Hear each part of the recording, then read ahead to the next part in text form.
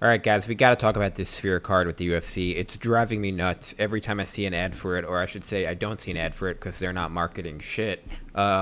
Just a complete debacle on all levels from my perspective as a UFC fan. Let's start from the beginning, how we got here and all my issues with it.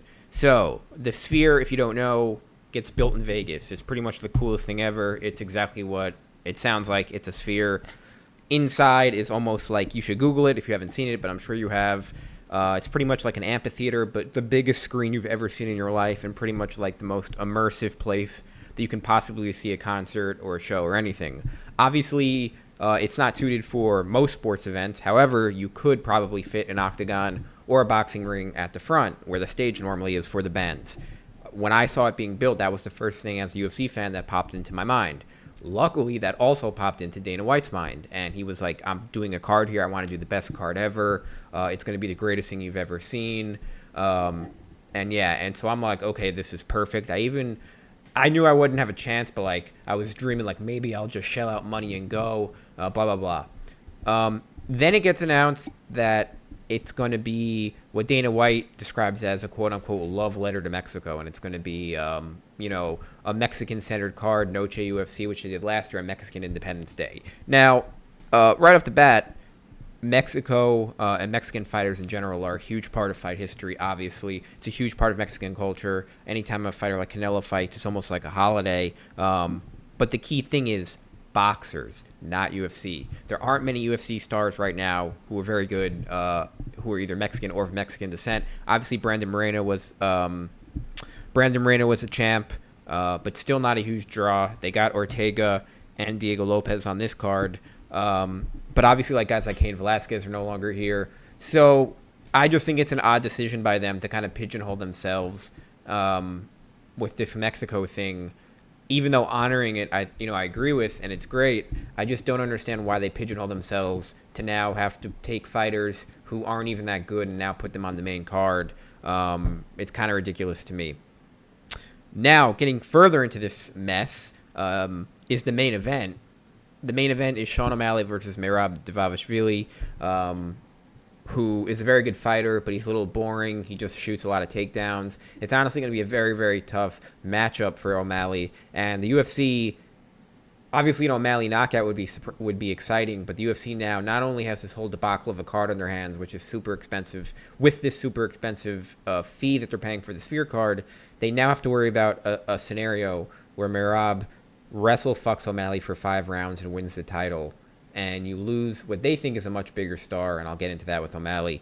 But I don't and then the last layer of this is it's called Riyadh Season Noche UFC. They sponsored it out to the Saudi Arabians, got it sponsored to make it even more confusing for the people. So essentially, it's a UFC Sphere card, Noche UFC, but it's also UFC 306, and it's in the Sphere, but it's one time only, so it's the first time and the last time. Oh, but it's also Riyadh Season. And also our main event isn't even Mexican fighters, by the way. And so the whole thing makes no sense. Obviously, they have Alexa Grasso, who's also Mexican, probably their best Mexican fighter, honestly, male or female, maybe other than Moreno. And so that's a good fight. Shevchenko was hesitant, and rightfully so, to take this, because I can't imagine the judges going her way if it goes to a decision like what happened the last time. But let's get down to my biggest issue is just the way that the UFC is handling the marketing.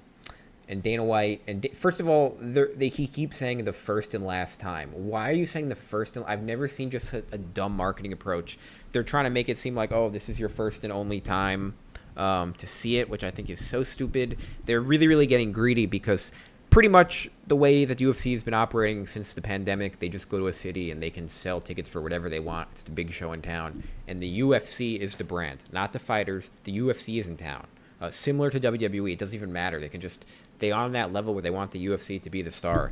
And I think the bubble is going to burst with this Sphere card. The ticket prices are out of control. $3,000. I've now seen down to $700. But even $700 for this card, where even if you're a casual fan, you have no idea who they are. If you're a big fight fan, you know how mediocre this card is. I guess you can say, oh, I want to be there for the experience. And that's another thing. Who knows if this thing's even going to be a bust? Dana keeps saying there's going to be movies between each fight, but who knows how that will transfer over as a viewer. If I'm watching in a bar, am I even going to care about that? Is that, so are they Yeah, I mean, I just think it's bizarre. I don't know why you wouldn't have Connor come back and headline this. Oh, they don't want to, and because they don't want to double dip. They want Connor to have his own card, make money there, then make money here. But Dana said today that it's probably going to be their most highest grossing pay per view ever, even higher than Khabib and Connor, and I just can't see that being true. I don't know how that's possibly going to sell anywhere close to the amount of pay per views. Especially, in another point is they're going head to head with Canelo, which is one of the most foolish things I've ever seen. I don't know why they're doing that.